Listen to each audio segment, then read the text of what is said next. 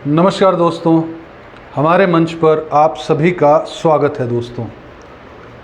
दोस्तों जैसा कि आप सबने देखा, कल निर्मला सीतारमण जी ने अपना जो है वो बजट पेश कर दिया। 7वीं बार जो है उन्होंने इस देश के बजट को पेश किया है। और बजट के अंदर अगर हम मुख्य तौर पर बात करें तो मुख्य तौर पर बजट के अंदर जो सबसे अधिक फ़ायदा दिया गया है वो दिया गया है बिहार को और आंध्र प्रदेश को। आप जानते ही हैं कि अब की बार यह मोदी सरकार नहीं है, यह एनडीए की सरकार है। इस सरकार के अंदर नीतीश कुमार और चंद्रबाबू नायडू जो है वो दो बैसाखियाँ जो है भाई नरेंद्र मोदी जी के बने हुए हैं।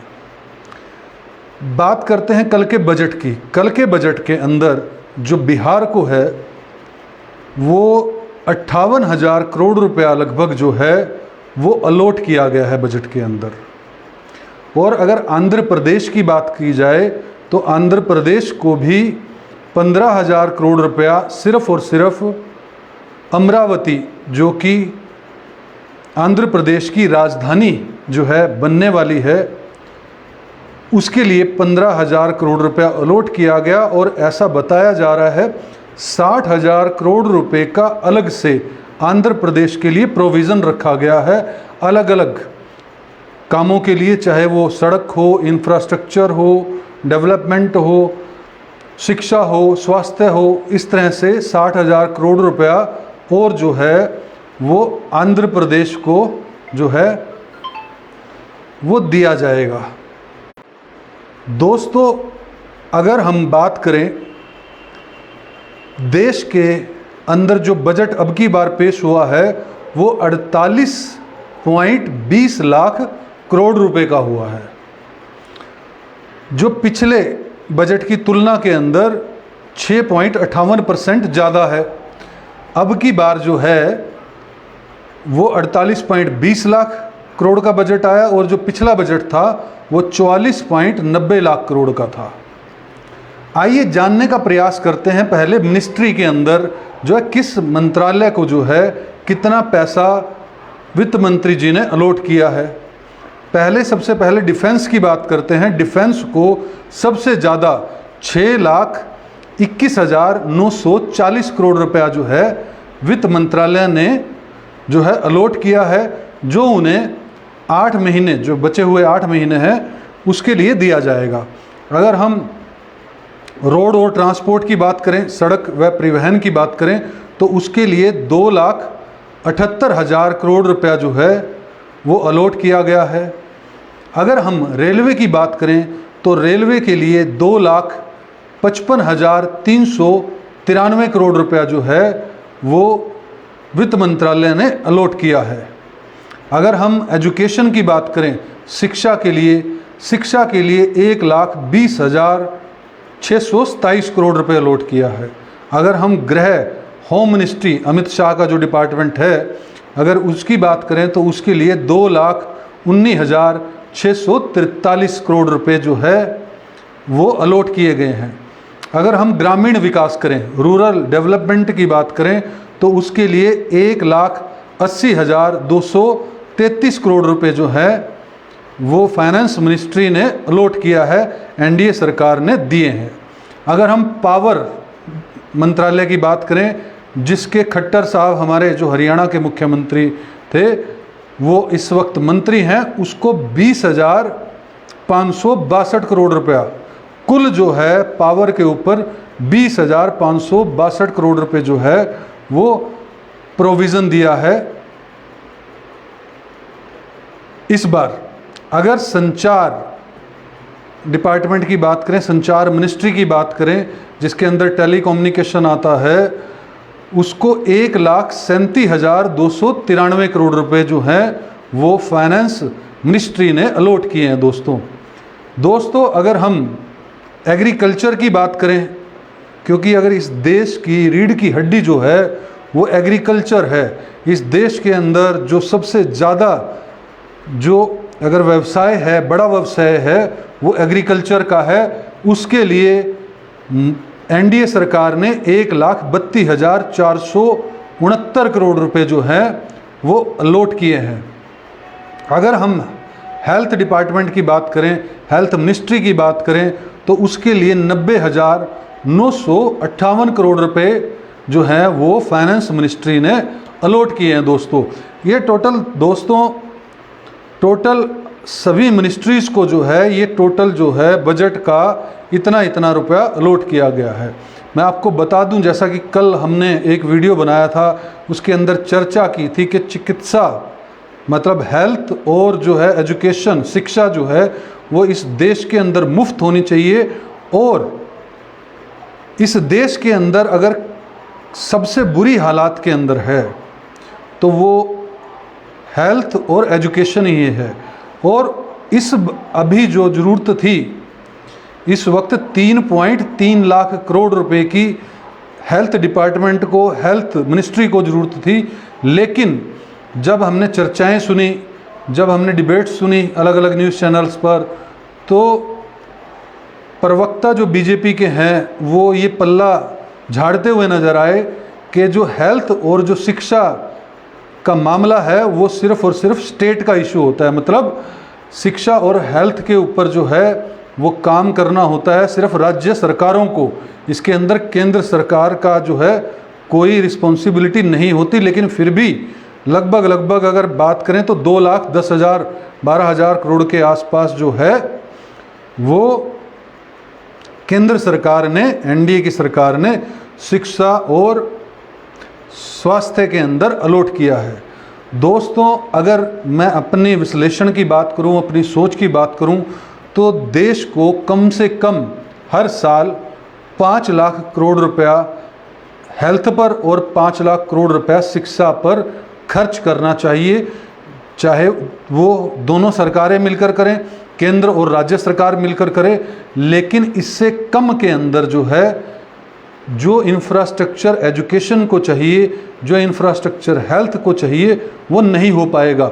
बाकी रूरल डेवलपमेंट की बात कर लीजिए आप, चाहे आप रोड्स और ट्रांसपोर्ट की बात कर लीजिए, रेलवे की बात कर लीजिए, किसी भी डिपार्टमेंट की बात कर लीजिए, लेकिन सबसे ज़रूरी जो है मेरी नज़र में शिक्षा और चिकित्सा है।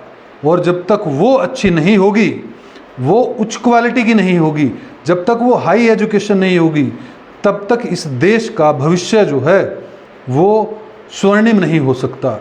अगर हम अमेरिका से कंपेयर करते हैं अपने आप को, अगर हम ऑस्ट्रेलिया से कंपेयर करते हैं हम बात अपने आप को, अगर हम इंग्लैंड से कंपेयर करते हैं, मतलब हम यूरोप से कंपेयर करते हैं, तो उसके अंदर अगर सबसे जो बेस्ट दो चीज़ें हैं ना दोस्तों, वो एजुकेशन हाई क्लास है और हेल्थ जो है सर्विसेज वो हाई क्लास हैं। मतलब पूरे वर्ल्ड के अंदर सबसे बेस्ट पैरामीटर्स जो हैं वो इन दोनों पर जो है ये देश फोकस करते हैं। जब तक शिक्षा उच्च क्लास नहीं होगी तब तक बच्चा उच्च क्लास नहीं हो सकता और तब तक इस देश का विकास बिल्कुल नहीं हो सकता, ये लिखित में तय है। और सबसे अधिक पॉपुलेशन जो है लगभग 90% जो पॉपुलेशन है वो या तो मिडिल क्लास है और या फिर गरीब है। और इस देश के अंदर उल्टा हो रहा है कि 90% एफर्ट जो डाला जा रहा है वो डाला जा रहा है 10% लोगों के लिए और 10% एफर्ट डाला जा रहा है 90% लोगों के लिए, उल्टा। चलो खैर आगे बात करते हैं कि टैक्स स्लैब की। टैक्स स्लैब के बारे में आपको बता दूं, क्योंकि मिडिल क्लास जो है बेचारा बड़ा खुश होता है कि टैक्स के अंदर कुछ छूट मिलेगी क्या मुझे, लेकिन टैक्स स्लैब के अंदर जो है कोई भी चेंज नहीं किया गया है। टैक्स स्लैब की अगर बात करें, जिसकी इनकम 0 से 3 लाख रुपया है उसको 0% टैक्स लगेगा। ये डायरेक्ट इनकम टैक्स की बात कर रहे हैं हम सिर्फ। टैक्स तो ये इस देश का हर एक नागरिक दे रहा है, जो 1 रुपया नहीं कमाता वो भी दे रहा है, ठीक है। 0 से 3 लाख रुपए तक जो है 0% टैक्स है। 3 से 7 लाख रुपए तक जो है वो 5% टैक्स लगेगा इनकम पर, और अगर 7 से 10 लाख रुपए तक की जिसकी इनकम है उसे 10% टैक्स देना होगा, और 10 से 12 लाख रुपए तक का जो टैक्स है इनकम है उस पर 15 लाख रुपए टैक्स देना होगा, और 12 से 15 लाख रुपए जिनकी इनकम है उनको 20% टैक्स देना होगा, और 15 लाख रुपए से ज़्यादा जिसकी इनकम है उसको 30% टैक्स देना होगा। दोस्तों अब मैं आपको बता दूं कि जैसे 0 से 3 लाख रुपए तक जो है 0% टैक्स है, 3 से 7 लाख रुपए तक 5% टैक्स है। जब 5% टैक्स जो हो जाएगा फिर उसके ऊपर 7 से 10 मतलब 3 लाख रुपए के ऊपर फिर टैक्स कैलकुलेट होगा। ऐसे टैक्स कैलकुलेट होता है और ऐसे कैरी फॉरवर्ड होता रहता है। मतलब सीधा नहीं है कि मतलब 15 लाख रुपए के ऊपर सीधा 3% 4.5 लाख रुपए टैक्स देना पड़ेगा। लगभग इसके ऊपर भी 1,80,000 रुपये टैक्स देना पड़ेगा जिसकी 15 लाख रुपए सालाना इनकम है, ठीक है। लेकिन जो मेरा ऐसा मानना है कि 3 लाख रुपए से नीचे की जो इनकम है उसमें 80% लोग आते हैं इस देश के, और 7 लाख रुपए से नीचे की इनकम में लगभग 90% लोग आते हैं, और 5% जो हैं वो 7 लाख से ऊपर की इनकम वाले हैं, और फिर जो 1-2% हैं वो तो करोड़ों अरबों रुपए के इनकम है। और जो अपडेट है मुद्रा योजना जो है, जो 5 लाख रुपए से शुरू हुई थी, जिसके अंदर जो है युवा अपना कोई भी रोजगार कर सकता है, अपनी कोई भी छोटी मोटा काम कर सकता है, कोई छोटी मोटी दुकान खोल सकता है, कोई छोटी मोटी इंडस्ट्री लगा सकता है, मैन्युफैक्चरिंग सेक्टर खोल सकता है। मुद्रा योजना को 10 लाख से बढ़ाकर 20 लाख रुपए कर दिया गया है। ये बहुत बड़ी बात है। 1 करोड़ परिवारों को, जैसा कि एक प्रधानमंत्री जी ने जो है सोलर योजना चलाई है, जिसके अंदर 1 करोड़ परिवारों की छत के ऊपर जो है सरकार सोलर पैनल लगा कर देगी, और उससे जो भी बिजली प्रोड्यूस होगी उसमें 300 यूनिट जो है उस परिवार को फ्री होगी, और बाकी की जो बची बिजली है वो सरकार उनसे खरीद लेगी, और ये भी उनकी इनकम का साधन बनेगा। लेकिन ये इतना छोटा अमाउंट है कि 1 करोड़ लोगों को, अगर हम ये देखें कि 1 करोड़ परिवारों के पास सोलर पैनल लगेंगे, लेकिन ज़रूरत तो लगभग 40 करोड़ परिवारों को है। ये अच्छी शुरुआत ज़रूर है, लेकिन इससे ये ऐसा ही है कि ऊँट के मुंह में जीरा देने जैसा। अगर पीएम आवास योजना की बात करें तो उसके अंदर 1 करोड़ शहरी जो गरीब हैं उनके लिए 10 लाख करोड़ रुपए का प्रावधान जो है वो पीएम आवास योजना के तहत रखा गया है। और जैसा कि मैंने आपको बताया कि हेल्थ के ऊपर जो है वो कुल 90,958 करोड़ रुपए रखा गया है, जिस पर जो है कम से कम 5 लाख करोड़ रुपए रखने की जो है ज़रूरत है। और शिक्षा के ऊपर भी जो है 1,20,627 करोड़ रुपए रखा गया, जिस पर जो है वो लगभग 5 लाख करोड़ रुपए के आसपास की ही ज़रूरत है। दोस्तों जब तक सरकारी स्कूल ठीक नहीं होंगे तब तक इस देश के जो बच्चों का भविष्य है वो स्वर्णिम नहीं हो सकता, और इसके अंदर एक बड़ा बदलाव करने की ज़रूरत है। हम व्हाट्सएप पर मैसेज पढ़ते हैं, लेकिन आप लोग सरकार से ये मांग करें कि सरकारी स्कूलों के अंदर चाहे वो मंत्री हो, विधायक हो, पार्षद हो, सरपंच हो, मेंबर पंचायत हो, चाहे वो सरकारी एम्प्लॉय हो, चाहे सरकार से किसी भी तरह का फ़ायदा लेने वाला, चाहे ठेकेदार हो, जो भी व्यक्ति सरकार से जुड़कर फ़ायदा लेता है उसको अपने बच्चे सरकारी स्कूलों के अंदर पढ़ाने पड़ेंगे। और जो भी सरकारी नौकरी करता है या सरकार से किसी तरह का लाभ लेता है टेंडरिंग के जरिए, उसको सरकारी अस्पताल के अंदर ही इलाज करवाना पड़ेगा। अगर वो ऐसा नहीं करते हैं तो उनकी जो भी सरकार से जो भी फ़ायदा उनको मिल रहा है वो तुरंत प्रभाव से बंद कर दिया जाएगा। फॉर एग्जाम्पल, अगर सरकारी टीचर या डीसी, एसपी या कोई एमएलए अगर अपने बच्चों को सरकारी स्कूल में नहीं पढ़ाता है तो उसकी जो सैलरी है उसी वक्त बंद कर दी जाए और उसको फ्री में पढ़ाने के लिए बोल दिया जाए। तो 1 साल के अंदर ही सरकारी स्कूल हाईटेक हो जाएंगे। सबसे ज़्यादा इस देश के अंदर सरकारी स्कूल हैं दोस्तों, और सरकारी स्कूलों का भविष्य तभी बदल पाएगा, सरकारी अस्पतालों का भविष्य तभी बदल पाएगा जब इन लोगों पर आम जनता दबाव बनाएगी कि वो इसी सरकारी अस्पताल के अंदर इलाज करवाएं और इन्हीं सरकारी स्कूलों में अपने बच्चों को पढ़ाएं। कमेंट के माध्यम से आप ज़रूर ये मांग कर सकते हैं, सरकार से ज़रूर ये मांग कर सकते हैं कि आप सब जो हैं, चाहे वो सीएम भी हो, चाहे वो पीएम भी हो, चाहे वो कोई मंत्री हो, सेंटर का हो, स्टेट का हो, उसको अपने बच्चों को, पड़पोतों को, जो भी उसकी जनरेशन है, उनको जो है पोते पड़पोतों को वहीं पे सरकारी स्कूल के अंदर पढ़ाना पड़ेगा। अन्यथा उसको किसी भी तरह की कोई भी सरकारी जो है स्कीम का, सरकारी पैसे का लाभ नहीं मिलेगा। ठीक है जी। ये अब मैं दो चीज़ें और बता दूं आपको कि काशी और नालंदा के अंदर जो है कॉरिडोर बनाने के लिए भी जो है एक बड़े बजट का प्रावधान किया गया है। इसको इंटरनेशनल टूरिज़्म के तौर पर जो है विकसित करेगी एनडीए सरकार। ये मैंने आपको मुख्य तौर पर जो है बजट की जो है दोस्तों भूमिकाएं बताई, लेकिन मैं आपको बता दूं कि 255 लाख करोड़ रुपए का इस देश के ऊपर केंद्र सरकार ने कर्ज ले रखा है और 50 या 100 लाख करोड़ के आसपास जो है राज्य सरकारों का कर्ज होगा। मुझे राज्य सरकारों का पक्के से नहीं पता, लेकिन हरियाणा का तो मुझे पक्के से पता। 4.5 लाख करोड़ रुपया कर्जा हो गया पिछले 10 साल के अंदर, जो कि पहले जो है 86,000 करोड़ था। तो प्रदेश जो है कर्जे के अंदर डूबे हुए हैं और देश भी है जो कर्जे के अंदर डूबा है। अगर देश के ऊपर 350 लाख करोड़ रुपए का कर्जा है और हमारा जो टोटल बजट ही है वो 48.20 लाख करोड़ रुपए का है, मतलब 50 लाख करोड़ का ही मान लें, तो अगर 30 लाख करोड़ रुपया अगर हर साल उतारा जाए दोस्तों, तब भी अगले 10 से 15 साल लगेंगे इस देश के कर्जे को समाप्त करने के लिए। लेकिन कोई भी सरकार, चाहे वो कांग्रेस की आ जाए, चाहे वो बीजेपी की आ जाए, जितनी मर्जी भारत माता की ये जय कर लें, लेकिन ये लोग इस देश के ऊपर कर्जा चढ़ाने के ऊपर हैं।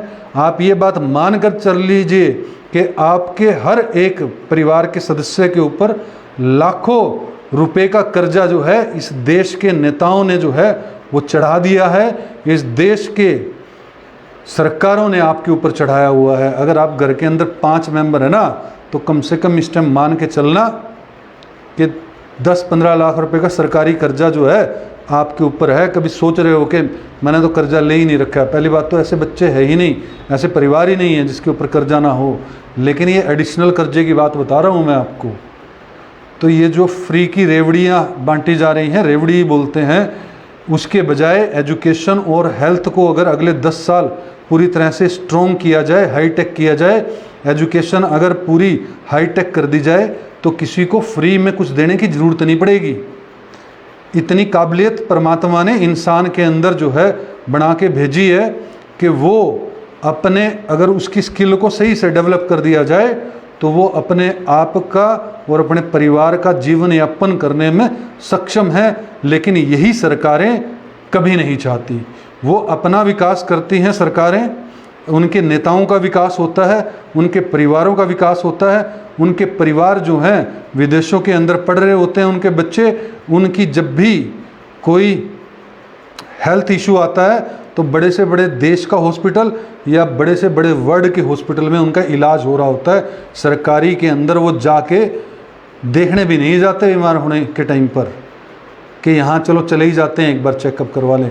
सीधा फैसिलिटी मिली हुई है, बड़े से बड़ा प्राइवेट हॉस्पिटल हो उसके अंदर उनको तुरंत इलाज मिलता है। लेकिन आपको मांग करनी पड़ेगी, मुझे मांग करनी पड़ेगी अब इन सरकारों से कि अपने बच्चे पढ़ाओ, अपने इलाज जो है इन सरकारी हॉस्पिटल्स में करवाओ, तभी जाके ये देश का भविष्य सुधरेगा। और तब जाके ये कटौती करनी पड़ेगी डिफेंस में, रेलवे में, कम से कम 80% बजट की कटौती करके और 30 लाख करोड़ रुपए अगर साल का रिटर्न करेंगे तो तब भी 15 साल लगेंगे इस देश का कर्जा उतरने में, राज्य सरकारों का और देश का।